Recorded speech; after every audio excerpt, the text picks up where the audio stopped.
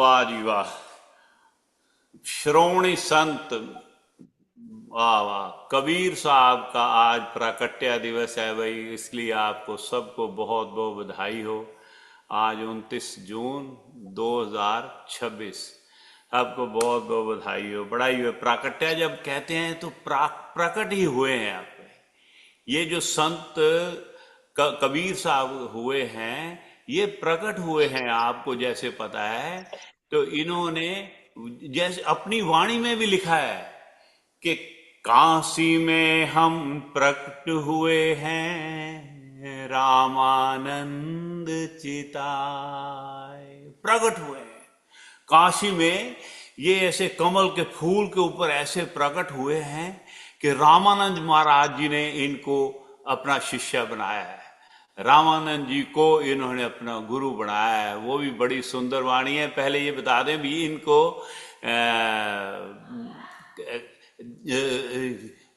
जो है ना, इनके माता पिता ने, वो दोनों का नाम बड़ा, नीरू और नीमा, ये इन्होंने इनको पाला पोसा है। और गुरु मिलने की इतनी सुंदर इनकी ये है कि इनको मन था भी रामानंद जी का बड़ा भारी। आपको पता है रामानंद जी रविदास जी के भी गुरु हुए हैं, इनके कबीर साहब के भी बाद में गुरु हुए। लेकिन उस वक्त क्या था, ये जुलाहे थे, जुलाहे के परिवार, उन्होंने इनको मतलब के पाला पोसा।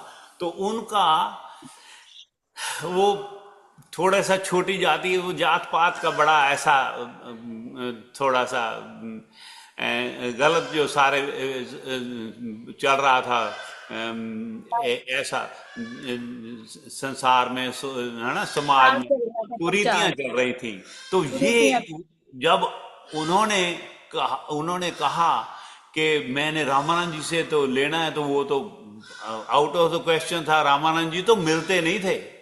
रामानंद जी तो मतलब देखते नहीं थे। वो बहुत भारी विद्वान थे, बड़े भारी पंडित। और ऐसे रामानंद जी जिनकी रचना गुरबाणी में भी है, जिनके जिनके सेवकों की रचना, कबीर साहब की तो इतनी बाणी है, फिर रविदास जी की कितनी बाणी है, गुरु ग्रंथ साहब में दर्ज हुई है। इतने बड़े संत हुए हैं गुरु रामानंद जी महाराज। तो रामानंद जी से इन्होंने लेने के लिए ना अपना, जब भी मैं कैसे ले लूं इनसे नाम दान, तो इनको पता है सुबह 3-4 बजे, 3-3:30 बजे ये ना गंगा के किनारे, काशी में गंगा के किनारे वहां पे जाके स्नान करने जाते हैं। तो वो रास्ते में वो सीढ़ियों पे जाके लेट गए हैं कबीर साहब जी। कबीर साहब जैसे लेटे हैं तो इनका जो चरण पड़े हैं उनके ऊपर, ऐसे चरण पड़े, तो उन्होंने कहा उठ भाई, उठो, राम भजो, राम का नाम लो, राम का नाम लो, राम नाम लो भाई। तो जैसे ही उठे तो उनके चरणों पे प्रणाम किया है, और सारे शहर में ढिंडोरा फैला दिया है, ढिंडोरा पीट दिया इन्होंने कि मेरे को मतलब कि रामानंद जी महाराज ने मेरे को नाम दान दे दिया, नाम दान दे दिया। तो जैसे ही सभी बात रामानंद जी तक भी पहुंची है, तो बात बात वहां तक पहुंची है, तो उन्होंने जाके उन्होंने कहा भी नहीं, मैंने तो नाम उसको दिया ही नहीं है, जुलाहे का बेटा, मैं कैसे नाम देता हूं, मैं तो देखा भी नहीं उसको कैसा है क्या। तो उसको बुलवाया गया। जब बुलवाया गया तो एक पर्दे के पीछे खड़े करके कबीर साहब से बात की है रामानंद जी ने। तो रामानंद जी महाराज ने कहा, कबीर आप कह रहे हो कि मैंने आपको नाम दिया है ना, मैं तो आपको मिला भी नहीं, कभी देखा भी नहीं, कैसे। कहते महाराज जी, आज सुबह आपने जब स्नान करने वक्त आए थे, आपने मेरे को, आपके चरण मेरे सर पे लगे हैं, मेरे शीश पे, तो आपने कहा अभी उठो भाई, राम नाम ले। और राम नाम से बड़ा कोई नाम है तो आप भी मुझे वो भी बता दो। तो उनको गले उन्होंने लगाया कहा तो था, कहते हैं उठो क्या। भाई राम कहो, राम कहो। हाँ भाई राम कहो। तो ये इन्होंने जाके फिर उनको गले लगा लिया है। कहता है ठीक है भाई, राम का नाम तो सबसे बड़ा है, राम राम जपो तुम। बस फिर राम नाम के धुन में ऐसा आनंद हो गए हैं। तो अभी तो फिर तो आपको पता है, ये कहा जाता है कि कलयुग में संत जो हैं कबीर साहब ही हैं, संत कबीर। कलयुग में सांचो संत कबीर, 5 भूत से जन्म न पायो, 5 भूत से जन्म न भयो, और काल न ग्रस्यो शरीर, ये कहते हैं। कली में भी, कलयुग में पूर्ण संत कबीर, कबीर साहब का बड़ा भारी नाम। बस वहां पे अपना भगवान का नाम लेते हैं हर वक्त। जुलाहे हैं वो, कपड़ा बुनते वक्त भी इतना सुंदर फिर कपड़ा बुनते हैं। तो एक बार क्या बाहर गए हैं कबीर साहब, वहां पे जाके बेचने के लिए घर से गए हैं, माता पिता ने भेजा है। तो वहां पे जाके देखा है कि एक संत है, संत रास्ते में आया, इनके सर पे रखा हुआ था थान। तो वो कहते बड़ा सुंदर कपड़ा है, भाई साहब, भैया आप ये मुझे दे दो, आधा मुझे दे दो, आप ये थान में से आधा मुझे दे दो। वो संतों ने इनसे मांगा।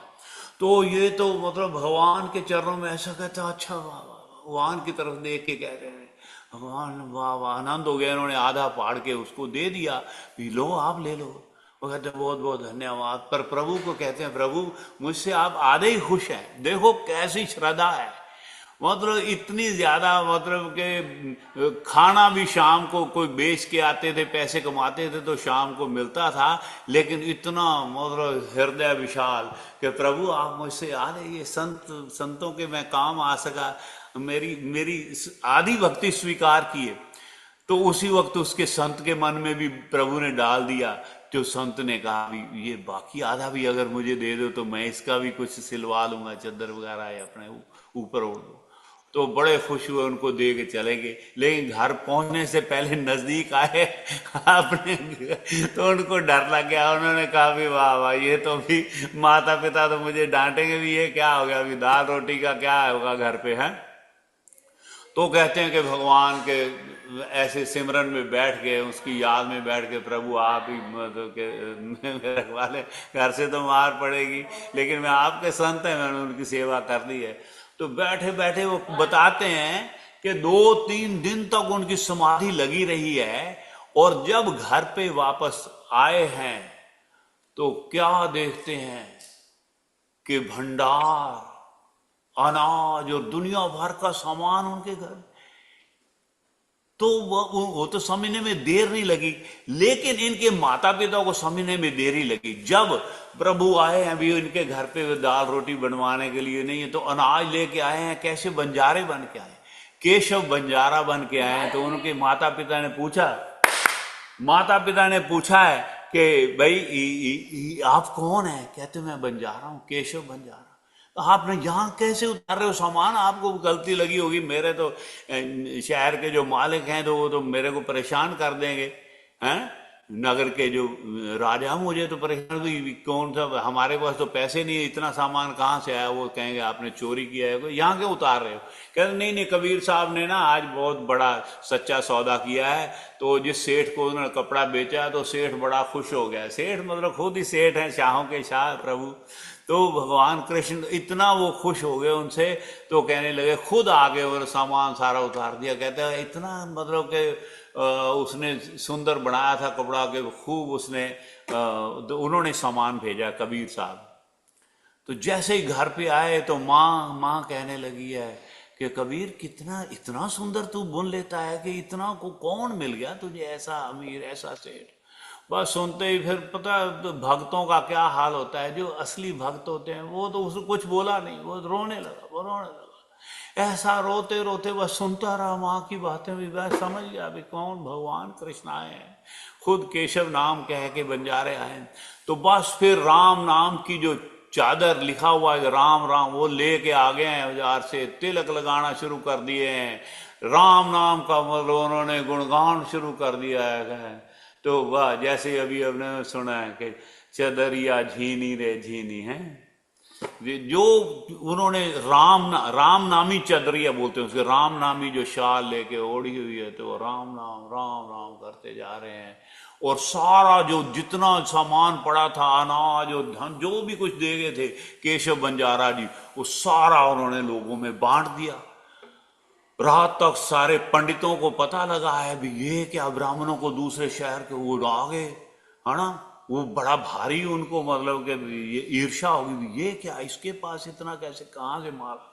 और इसको डांटने लगे कि ये क्या कबीर तुमने ये किया है, सभी को दिया और हम ब्राह्मण हैं, हमें मतलब हम शहर के ब्राह्मण हैं तो क्या। कहते हैं मैंने ना इनको दिया है ना उनको दिया है, मैंने तो जो आ गया उनको दिया है, मुझे नहीं पता है, आप पहले आए थे तो आपको मिल जाता। तो वो तो मतलब घेर के बैठ गए उनको, फिर प्रभु के आगे उन्हें अरदास की, प्रभु ये कहाँ मुसीबत आपने डाल दी है?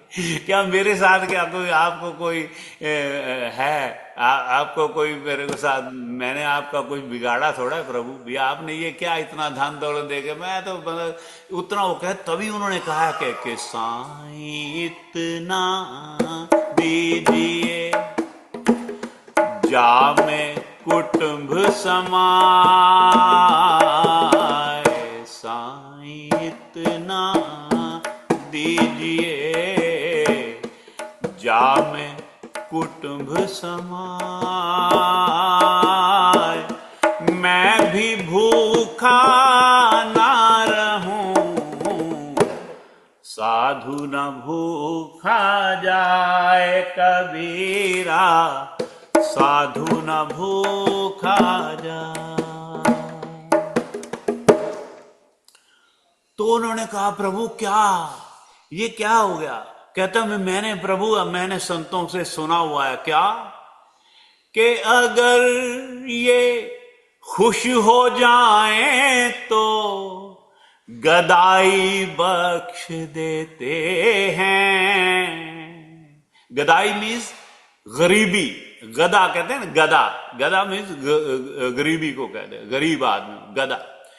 अगर ये खुश हो जाएं तो गदाई बख्श देते हैं,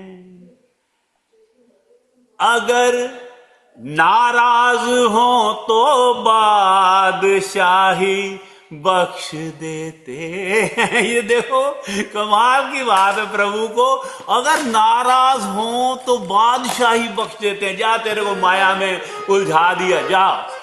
और अगर देते हैं, अगर ये खुश हो जाएं तो गदाई बख्श देते हैं, कंगाल कर देते हैं, वो इसमें आपको एकदम नंबर कर देते हैं, जा नंबर हो जा तू मेरा प्यारा हो गया। खुश हो जाएं तो गदाई बख्श देते हैं, अगर खुश हो जाएं तो गदाई बख्श देते हैं, अगर नाराज हो जाएं तो बादशाही बख्श देते हैं, अगर अपना बनाते हैं तो सब कुछ लूट लेते हैं, अगर अपना बनाते हैं तो सब कुछ लूट लेते हैं। ये मोहन, ये मोहन, ये मोहन है तभी तो मुस्कुरा के लूट लेते हैं, ये मोहन है तभी तो मुस्कुरा के लूट लेते हैं, ये मोहन। तो ये उन्होंने कहा भी कैसे मेरे को आपने कहाँ डाल दिया, आपने दे के मैं ना देते ना ये पंगा होता, ये सारे ब्राह्मण मेरे पीछे पड़ गए हैं, प्रभु ये क्या कर रहे हैं आप हैं। तो उन्होंने हाँ अब आ रहा है, तो ये कहा उन्होंने, तो वो उन्होंने फिर दोबारा से ऐसा दे दिया, तो फिर उन्होंने सारा भगवान ने ऐसा दे दिया उनको, फिर सभी को बांट दिया, तो फिर परेशान है ये तो, है ना। तो ये भगत कबीर क्या कहते हैं, इनको क्या पसंद है, फकीरी में, वो फकीरी में आनंद है। वो पढ़ते हैं एक भजन, क्योंकि नानकी आ गई हारमोनियम पे तो हमें आनंद लूटते हैं इसका, कि मन लागो मेरो यार फकीरी में, मन लागो मेरो यार फकीरी में, मन लागो मेरो यार फकीरी में, मन लागो मेरो यार फकीरी में, जो सुख पायो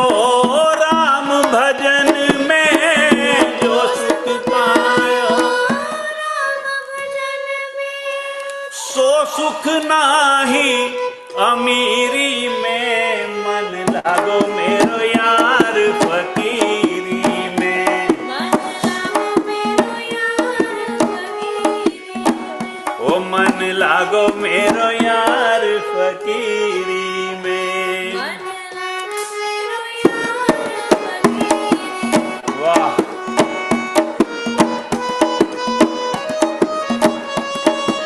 अच्छा, वाह, जय हो, जय हो।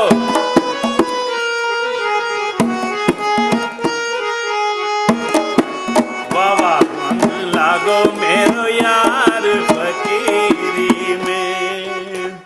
प्रेम नगर में रहनी हमारी, प्रेम नगर में रहनी हमारी, चारों दिशा जगीरी में, मन लागो मेरो यार फकीरी में, मन लागो मेरो,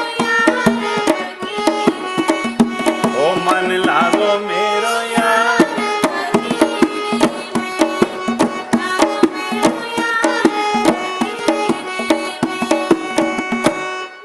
ये तन एक दिन खाक मिलेगा, ये तन एक दिन खाक मिलेगा, काहे फिरत मगरूरी में, मन लागो मेरो यार फकीरी में।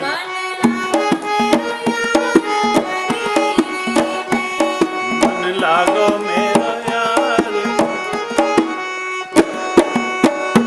वाह,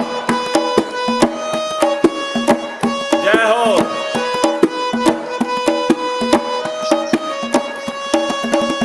कहत कबीर सुनो भई साधो, कहत कबीर सुनो भई साधो, साहिब मिले सबूरी में, मन लागो मेरो यार फकीरी में, मन लागो मेरो यार फकीरी में।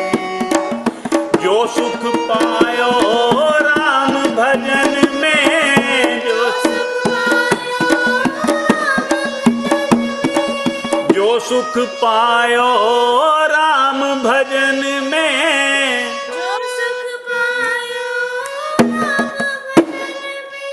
सो सुख नाही अमीरी में, मन लागो मेरो यार फकीरी में, मन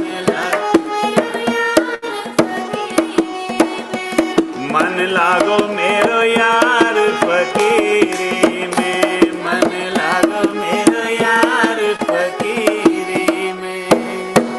और भगत कबीर साहब की जय। कि मन लागो मेरो यार फकीरी में, मन लागो मेरो यार फकीरी में। तो ये है संतों का काम है। संत कहते हैं भी साईं इतना दीजिए जा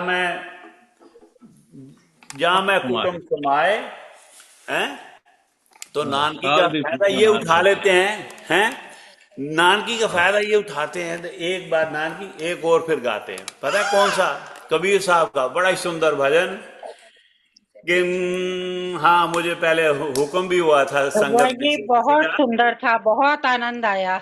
हाँ, ये हारमोनियम के हिसाब से नानकी का वही नानकी के म्यूजिक से, ये हारमोनियम बजाने से और आपके गायन की मिठास में बहुत आनंद आया भैया। एक और ये भजन गाते हैं फिर नानकी है। कौन सा?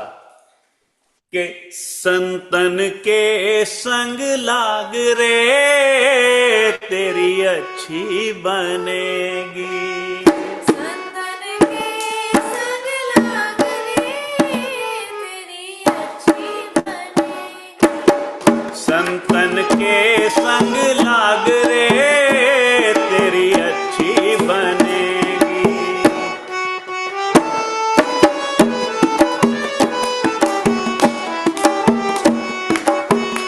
अच्छी बनेगी तेरी बिगड़ी बनेगी, अच्छी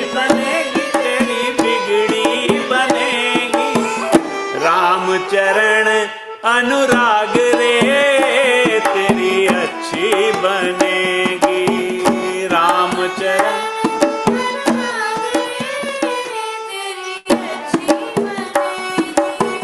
संतन के संग लाग रे तेरी अच्छी बनेगी।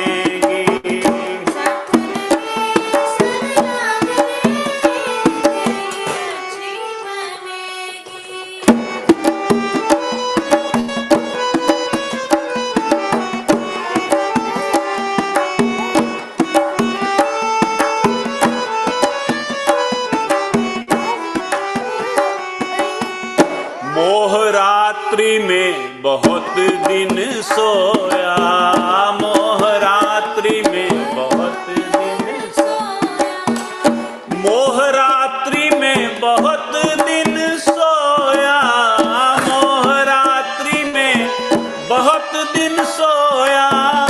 जाग सके तो जाग रे तेरी अच्छी बनेगी।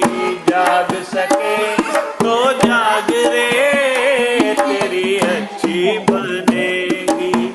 संतन के संग लाग रे तेरी अच्छी बनेगी। संतन के संग लाग रे तेरी अच्छी बनेगी।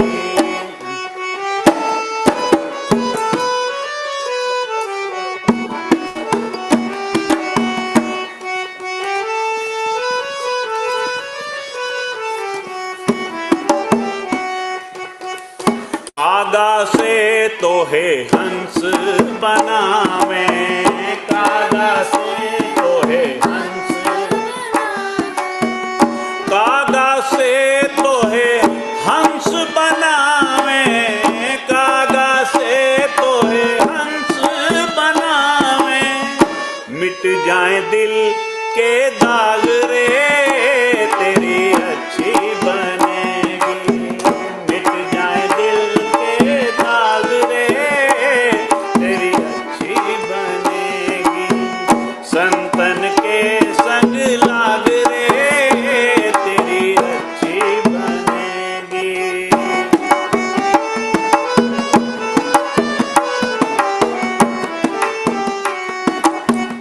कहत कबीर सुनो भई साधो,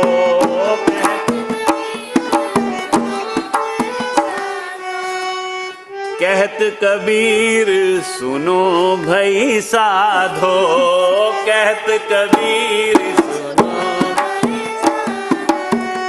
कहत कबीर सुनो भई साधो, कहत कबीर सुनो भई साधो।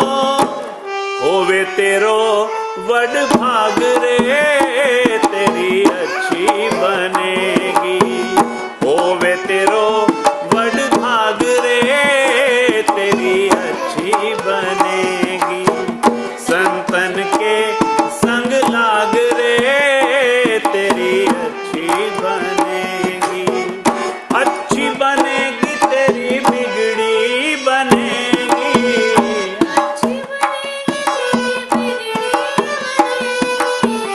राम चरण अनुराग रे तेरी अच्छी बनेगी। राम चरण अनुराग संतन के संग लाग रे तेरी अच्छी बनेगी। अच्छी बनेगी तेरी बिगड़ी बनेगी। और कबीर साहब की जय, संत कबीर साहब की जय। तो ये आज इनके प्रकट्य दिवस की भी नाम की इसकी मम्मी और कबीर की तरफ से सारे परिवार सबको बहुत बहुत बधाई। हाँ जी। और ये कबीर साहब का जो हम उनके जन्म के बारे में, उनके जीवन के बारे में कुछ समझने की कोशिश कर रहे थे। ये तो पहले ये देखो भी, संतन के संग लाग रे तेरी अच्छी बनेगी। हैं कागा से तो है हंस बना दे, ये कागा से ये हैं कौवे से हंस बनाने वाले हैं भाई। तो और साथ में मोह रात्रि में, मोह में रात्रि में सारी मोह रात्रि चल रही है, ये मोह रात्रि में सोए हुए हैं, सारी उम्र ही बीत गई है, सो रहे हैं मोह में, सोए रहे भी। वो मोह रात्रि जाग सके तो जाग रहे, ये संत लोग हमें जगाते हैं, है ना, सोए हुए को जगाने वाले संत हैं। तो ये जगा रहे हैं, कोशिश कर रहे हैं। और बाद में कहते हैं भाई सुनो भाई साधो, तेरे वड भाग हो भाई, तेरा वड भाग हुआ, तू अपना राम का नाम जपो।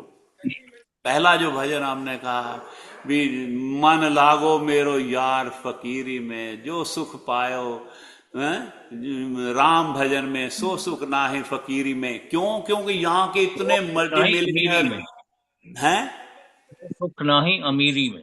हाँ, वो सो सुख ना ही अमीरी में। तो ये वो क्योंकि यहाँ पे आपको पता है कितने कितने मल्टी मिलियनर, अगर सुख मिलता पैसे में तो सारे जो अमीर आदमी सारे सुखी होते, वो सब परेशानियों में घूम रहे हैं। किसी के शरीर की परेशानी, किसी को मानसिक तनाव है, दुनिया भर के तनाव है ना, रेस में लगे हुए।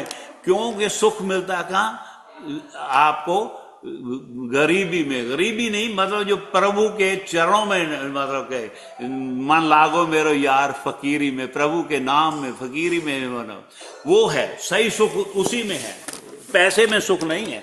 तो ये उन्होंने ये बताना चाहते हैं हमें कबीर साहब के, मन लागो मेरो यार फकीर में। सारा वो उनके लिए क्या है? उनके लिए वो कहते हैं ना, प्रेम नगर में रहनी हमारी, चारों दिशा जगीरी में, जगीरी में, जगीरी में। जगीर है मेरी, चारों दिशाएं मेरी जगीर है। कि धरती मेरी माता, पिता आसमान, मुझको तो अपना सा लागे सारा जहान। ये फकीरों का काम है ना। और ये यहाँ से देखो कितने कितने मिलियनर जाते हैं हिमालय में, उस तरफ संतों के चरण में जाते हैं, हरिद्वार में, यहाँ से कि मन को शांति मिल जाए, मन को शांति मिल जाए। पैसा जितना मर्जी आ जाए, मन तृप्त नहीं होता है, मन बेचैन है। तो इसलिए भाई इसी में ही है। और फिर उन्होंने आखिर में कहा था कि मन लागो मेरे, कहत कबीर सुनो भाई, साहिब मिले सबूरी में। साहब सबूरी में आपको सब्र चाहिए। संतोष धन सबसे बड़ा धन माना गया है, आपको पता है गुरबाणी में भी। संतोष धन है तो आप अमीर हैं, नहीं तो और कुछ नहीं। सोच में ही है, सोच से ही सारी अमीरी, सोच से ही सारे सुख है। तो ये फिर उसके बाद वो जो ब्राह्मण हैं, वापस आते हैं उसी कहानी पे। जो ब्राह्मण है वो बड़े ईर्ष्या करते हैं, वो जाके उनको बताते हैं। सिकंदर लोधी के टाइम का समय था। सिकंदर लोधी को जाके राजा को दिल्ली में आकर उन्होंने कह दिया भी काशी नरेश। अच्छा है, एक बार हाँ वो क्या हुआ कि भगवान ने ना जब ये बात नहीं उनकी सुनी, भी मेरे को इतना कुछ दे दिया, पैसे फिर बांट दिए। वो कहते हैं भी अब मेरी इतनी होगी ना। जो सच्चे भक्त हैं ना, हम लोग तो हम तो जाते हैं तो वाह वाह हो जाए, बस सारी दुनिया के हाँ जी बड़ा बुद्ध प्रकाश बड़ा अच्छा गाता है जी, ये है वो अच्छा आदमी, ये सुन के बस खुश हो जाते हैं, है ना। आम आदमी को तो यही काम है। लेकिन जो पूर्ण संत होते हैं ना, वो इन चीजों से दूर रहते हैं। मेरे बापू शरदा राम जी के जैसे, कबीर साहब के जैसे, वो कहते हैं भी हमें नहीं चाहिए।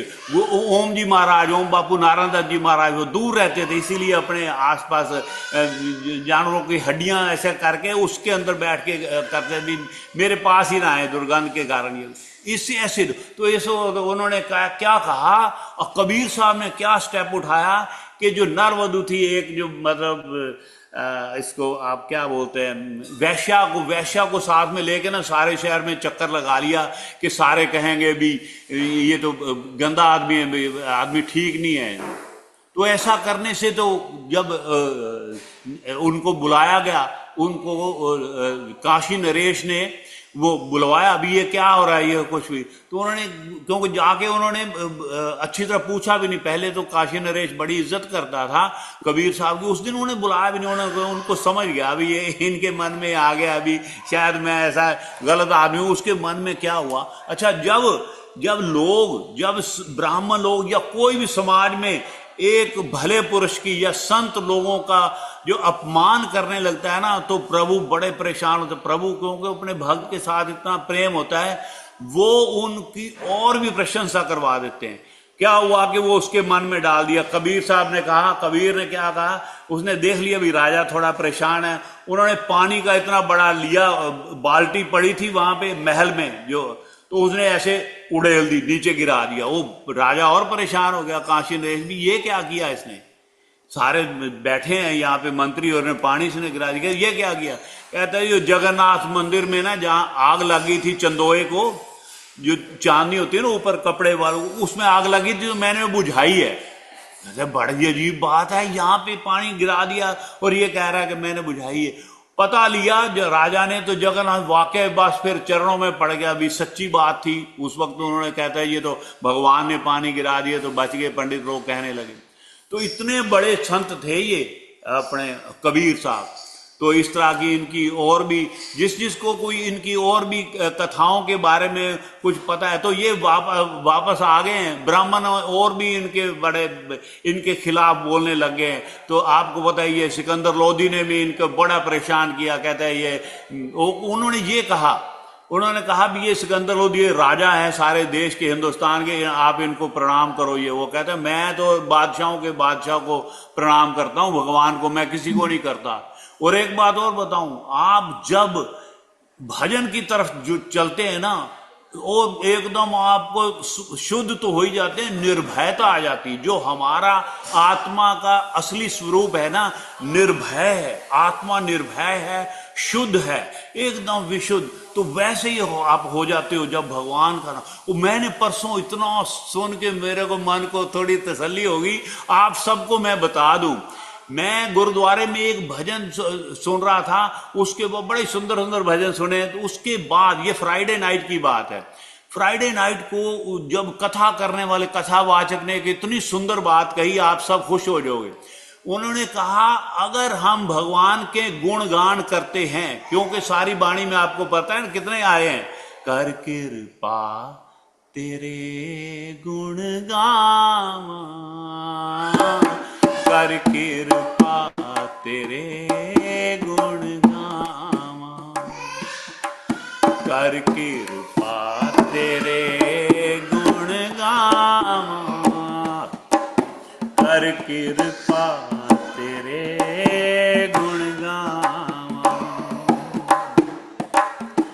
नानक नाम जपत सुख पावा, जपत सुख पावा, जपत सुख पावा, कर कृपा तेरे गुण गावा, कर कृपा तेरे गुण गावा। पंचम पातशाही का ये भजन, ये शब्द, तो गुण गाने का बड़ा है महत्व। गुण गाओ लेकिन मन से, आत्मा से, सिर्फ गले से नहीं। तो वो क्या, उन्होंने कथावाचक ने क्या कहा गुरुद्वारे में परसों, कहता ये आप पक्की बात समझ लो, आप गुणगान करो, प्रभु के गुणगान करो, प्रभु के गुण गाने से उनके गुण आप में आ जाएंगे। ये बहुत बड़ी बात होती है। मैंने पहले भी मस्कीन साहब से सुना था, मस्कीन साहब कहा करते थे अगर पहलवान को आप कहते जाओ, पहलवान क्या बड़ी पहलवानी तेरी, बहुत तगड़ा है तू, धनवान को कहते रहो आप पहलवान नहीं बन जाओगे। पहलवान को कहने धनवान को, धनवान तो बड़ा अमीर है, बड़ा अमीर है, आप अमीर नहीं बन जाओगे। लेकिन अगर प्रभु को आप कहेंगे कि क्या प्रभु आप इतने गुणवान हैं, गुणों के समुद्र हैं, गुणों के भंडार हैं, आप गुणवान, क्या आपके देखो सारी बिना चांद, ये सूरज, ये सारे तारे खड़े हैं, बिना किसी सपोर्ट के उसकी उस्तत करेंगे तो आप में कहते हैं वो आप भगवान का रूप धीरे धीरे धीरे। कबीर साहब ने मतलब कबीर और राम में फिर फर्क नहीं रह जाएगा, मीरा और कृष्ण में फर्क नहीं रह जाएगा। इस तरह का होता है। और आपको मुझे सुन के बड़ा आनंद हुआ। वो उसने ये भी कहा साथ में, क्योंकि मेरे मन में आया भी हम तो थोड़ा गा के शायद मना लेंगे प्रभु को, गा गा के पार हो जाएंगे। ऐसा मेरे मन में आया जब वो ये कह रहा था। तो साथ में उसने क्या कहा कि आपको धूनी रमाने की, पानी में खड़े होने की या समाधि लगा के बैठने की कोई जरूरत नहीं है। कहता गुणगान करते जाओ उसका। और नानक जी ने आपको देखा है कभी ऐसा, आपने समाधि वाला उनका पोस्टर नहीं देखेंगे, मीरा जी का कभी समाधि वाला नहीं देखेंगे, इन्होंने गा गा के भगवान को पा लिया है। तो गाने का बड़ी महत्ता है। कोशिश करते हैं हम जब गाएं तो भाव के साथ गाएं, ऐसा गाएं कि सामने वाले के दिल तक बात पहुंचे। कोशिश ये करनी है प्रेम में जाके मगन हो के प्रभु शरदा राम, बापू शरदा राम जी का, भगवान कृष्ण का, जिसका भी गा रहे हो ख्याल करके गाएंगे तो बड़ी बात बन जाएगी। तो ये बात बताऊं, प्रभु के गुणगान करते करते वो ऐसा खुद भी कबीर साहब का देखो, उनकी मेरे ख्याल से जहां तक कि बेटी की शादी भी ऐसे ही, वो तो चले गए। उन्होंने तो वो चले गए, कहीं छुप गए खेतों में, और वहां जाके जब देखा कि शादी किससे वापस आ रहे हैं लोग, उन्होंने को रात का वक्त था, गांव में कपड़ा सिर पे ले, उनको पता ही नहीं कि कबीर है कि नहीं। और रास्ते में गुणगान, वाह कबीर धन कबीर जा रहे हैं कहते हुए लोग। तो उन्होंने कहा कहां से आ रहे हो? कहता कबीर साहब की बेटी की शादी है। बेटी की शादी कैसे हुई? कैसा रहा बारात? ये वो बारात के समय घर से चले गए कबीर साहब। तो वो कहते वो कबीर साहब ने खुद इतना सबको एक एक को जने को खाना परोस रहे थे, और इतना व्यंजन, इतना लेविश फूड कमाल कर दिया उन्होंने, आनंद करवा दिया सबको, साथ में गिफ्ट भी दिए। ये बस फिर तो पता है आपको, रोने लग गया और बड़ा बुरा। और कहता भी और मुझे क्या चाहिए, कहते जीवन में इतना सुंदर जीवन। और देखो संतों का आना, संतों का यहाँ रहना, संतों का जाना। और जाते वक्त भी पता क्या हुआ आपको पता है कि नहीं? हमने अभी पढ़ा है श्री रामचरितमानस में कि अगर काशी के अंदर कोई शरीर छोड़ता है, को काशी में ही तो रहते थे, तो वो भगवान राम का नाम उसको दे के शिव जी महाराज उसको अपने भगवत धाम में भेज देते हैं। काशी की इतनी महत्ता है। लेकिन इन्होंने क्या कहा, कहता अगर मैं काशी में मरूंगा तो भगवान की इसमें मतलब कोई और भी इज्जत ज्यादा होगी। मैं मगहर जो है उसमें कहते थे कि आपके सारे पाप नष्ट हो जाते हैं। अगर मगहर में जाता है तो वो नर्क में जाता है, लेकिन कहता मैं मगहर में जाके वहां पे मैं अपना जीवन का अंत करूंगा। और मुझे विश्वास है मेरे परमात्मा पे, मेरे राम पे, मेरे भगवान पे, कि मुझे फिर भी बैकवर्ड मिलेगा। हाँ जी, पुण्य नष्ट हो जाता है, पाप नष्ट नहीं होते, पुण्य नष्ट हो जाता है। मगर सॉरी आप नहीं, मैं पाप बोल गया। एक्साइटेड हूं मैं इस वक्त, मुझे कबीर साहब से बड़ा प्रेम है, मैं पाप बोल गया, मन में तो पुण्य हो गया। अच्छा, पुण्य सारे नष्ट हो जाते हैं वहां, ऐसा कहा जाता है। लेकिन उन्होंने कहा अभी मेरे पुण्य नहीं नष्ट होंगे, मैं मगर में जाके दूंगा और मेरा विश्वास है। और फूलों की सेज पे जाके ऐसे लेट गए, ऊपर चादर ले ली है। कहते हैं जब ऐसा शंख बजे, जब भगवान की तरफ से आकाशवाणी के शंख बजे तो मेरी चादर आप हटा देना। हटाई चादर तो क्या, वो शंख बजा, चादर हटाई तो क्या निकला बीच में से? फूल ही फूल। आधे फूल हिंदुओं ने ले लिया, आधे फूल मुसलमानों ने ले लिए, क्योंकि वो उनका दोनों के ही मतलब थे। तो ये है एक पिता एक के हम बारक, तू मेरा गुरहाई, ये उनका था। इतना सुंदर जीवन कबीर साहब को, श्रोमणी संत कबीर साहब को कोटि कोटि प्रणाम करते हुए। तो यहाँ पे आप सब जो इसमें कथा में कुछ ऐड कर, उनको पता है, आपने पानी में गंगा में डुबोने की कोशिश की उसने।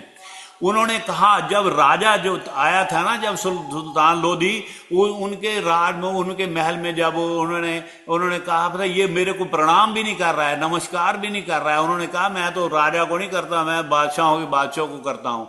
उन्होंने कहा ये बड़ा घमंडी है, इसको कहा पानी में डुबो दो। गंगा की लहरों में ले गए थे, लेकिन वो गंगा ऐसे तैरता हुआ आ रहा था जैसे कोई मतलब के अपने बेड पे बैठे हैं। ऐसी ऐसी तशद्दुद थे उनको। हाथी को भेजा तो हाथी, वो कहते हैं भी राजा ने कहा, ये राजा लोधी जो थे उसने कहा भी इनको पता नहीं महावत ने ठीक ढंग से इन्हें करेगा नहीं। वो कहता भी तू वापस को आ जाता है। हाथी को, महावत को कहा भी इसको तेरे पैरों के नीचे देना है, हाथी के पैरों के नीचे कुचलना है। तो वो कहने लगे नहीं, मैं सामने हमारा शेर खड़ा है, सिंह खड़ा है, तो क्या करें, हमारे ऊपर गरजता है, यो डर जाता है हाथी, वापस आया। कहता तो मैं बैठता हूं ऊपर। तो ऊपर वो महावत की जगह साथ में वो बैठ गया राजा, और जैसे ही नजदीक आया वो हाथी गिर के राजा चरणों में पड़ गया, गिर गया तो कहने लगा मुझे माफ करना, आप पूर्ण संत हो तो आप मुझे भी आप कृपा करके नामदान बख्शो। तो ऐसे संत हुए हैं कबीर साहब जी, ऐसा सुंदर जीवन उनका कि संतन के संग लाग ले तेरी, कितने कितने सुंदर भजन जो अभी सुनाया नागपा जी ने कि चदरिया झीनी रे झीनी, कि जब हम पैदा हुए, कितनी सुंदर बात है, थॉट कितने सुंदर है कबीर, जब हम पैदा हुए तो जग हंसे हम रोए, ऐसी करनी कर चलो हम हंसे जग रोए। ये ऐसा कर्म, ऐसे कर्म करके जाओ कि बापू शरदा राम की जैसे 84 इयर्स की उम्र में गए हैं तो सारी दुनिया रो रो के बुरा हाल। बापू हर भगवान जी 82 इयर्स में गए हैं, ऐसा नहीं कि यंग गए हैं, फिजिकली तो बुजुर्ग है ना, संत तो कभी बुजुर्ग होते ही नहीं है, मतलब यंग। 82 इयर्स में गए हैं और दुनिया का क्या हाल है, आपको जवान बच्चे बूढ़े सब कितना, ये जीवन है, ये कबीर साहब का जीवन है। तो इस तरह का जीवन हम सब अरदास करें एक दूसरे के लिए, आप मेरे लिए करो, मैं आपके लिए करूं कि प्रभु अपने चरणों, प्रेमा भक्ति, बापू शरदा राम जी का ये इतना सुंदर शब्द है ना, प्रेमा भक्ति, प्रेमा भक्ति मुझे बख्शो, प्रेमा भक्ति बख्शो प्रभु, प्रेमा भक्ति बख्शो। ओम संत कबीर साहब जी महाराज आपकी सदा आई जय, ओम संत कबीर साहब जी महाराज आपकी सदा आई जय, ओ श्रोमणी संत कबीर साहब जी महाराज आपकी सदा आई जय, ओम संत कबीर साहब जी महाराज आपकी सदा आई जय, संत कबीर साहब जी महाराज आपकी सदा आई जय, मेरे सच्चे सदगुरुदेव बापू शरदा राम जी महाराज आपकी सदा आई जय, ओम बापू हर भगवान जी महाराज आपकी सदा आई जय, सब संतन की जय। और मैं प्रभु से प्रार्थना करूंगा, और एंड पे जो अरदास करेंगे उसमें भी हम करेंगे कि ये कबीर साहब जैसे संत, गुरु नानक जैसे, गुरु अर्जुन देव जी जैसे, बापू शरदा राम जी जैसे, बापू हर भगवान जी जैसे संत समय समय पे भेजते रहे प्रभु, धरती का भी कल्याण, और हम जैसों का जो अबोध हैं, जो बाल बुद्धि हैं, जो मंद बुद्धि हैं, उनको एकदम सहारा मिले, उनका आसरा मिले। और सबको प्रणाम करते हुए हमारे सारे संतों को प्रभु उनको स्वस्थ रखना और उन सबको दीर्घायु बख्शना, ताकि हमारे ऊपर उनका आशीर्वाद भरा हाथ जो बना रहे प्रभु, सभी संतों का जय जयकार है। और ये एक बात बताऊं, ये संतों का ही संकल्प है, हमारे डेरे के शायद संतों या कहीं और भी संत बैठे हैं, संत तो सभी दुनिया में, कहते हैं ना संत ना होते जगत में तो जल मरता संसार। वो सतगुरु का, संतों का ऐसा, वो कबीर साहब का दोहा तो वो मेरे को इतना मन को भा जाता है। क्या है ये सबसे जो मशहूर है मेरे ख्याल से कि गुरु गोविंद दो खड़े, गुरु गोविंद दो खड़े, सबके किसके लागू पाए, बलिहारी गुरु आपने गोविंद दियो मिलाए, कबीरा गोविंद दियो बता, सब धरती कागज करूं लेखनी सब बन राय, सब धरती कागज करूं लेखनी सब बन राय, 7 समुद्र की मसी करूं गुरु गुण लिखा ना जाए, कबीरा गुरु गुण लिखा ना जाए। सारी धरती, पहले तो अगर एक तरफ मेरा गुरु खड़ा है बापू शरदा राम और दूसरी तरफ भगवान खड़े हो राम, तो पहले गुरु के चरणों में प्रणाम करूंगा मैं भी, बापू शरदा राम आप ही तो मिलाने वाले हो प्रभु को, जो आत्मा और परमात्मा को मिलाने में महात्मा का जो है ना महानता वही है। तो महात्मा कौन? हमारे गुरुदेव महात्मा है जो उनसे मिलवाते हैं। तो दूसरे में कहा कि सब धरती कागज करूं, लेखनी सब बन रहा है, सारी धरती को कागज बना के मैं सारी वनस्पति का एक कलम बना लूं कि 7 समुद्रों को सभी को मसी करूं, उसकी स्याही बना लूं गुरु का गुण फिर भी नहीं लिखा जा सकता। इसलिए भाई अपने सच्चे सदगुरु बापू शरदा राम जी को प्रणाम करते हुए, संत कबीर साहब को प्रणाम करते हुए मैं वाणी को विराम देता हूँ। और इसके बाद जो सुनीता, आप इनके बारे में, पूनम और अरुणा, जो भी इनके बस संगीता, इनके जीवन के बारे में पहले कुछ अगर कुछ बताना चाहते हो और इनको आप करना चाहते हो तो आप बताओ, इनपुट देना है तो फिर भजन उसके बाद या फिर नागपाल जी लगाएंगे, इसको मैंने ना पूर्णाहुति देंगे। प्रकाश जी, हाँ जी, प्रकाश जी, मैं हाँ दोहे जी। थोड़े सुना के ना फिर मैंने जाना है कहीं अभी। अच्छा, दो दो मिनट, कोई किसी ने शायद कोई बात कर रही हूँ, मैं किसी को करेक्ट कर रहा हूँ, जो मैंने कुछ कहा है उसमें करेक्शन करनी हो या एडिशन करनी हो, बहुत सुंदर सुनीता अनम्यूट सुनाया, कर लें। आपने बहुत सुंदर सुनाया भैया, आपका बहुत बहुत धन्यवाद है। बहुत हाँ, है ही अच्छी नहीं प्रैक्टिस अच्छी है नई ही नहीं कोई साखियां ऐसे। थैंक पता नहीं थी, नई नई साखियां वो आपने बड़े सुंदर ढंग से बताई हमें, इसलिए आपका धन्यवाद है। आप कबीरदास जी की जय। Thank you.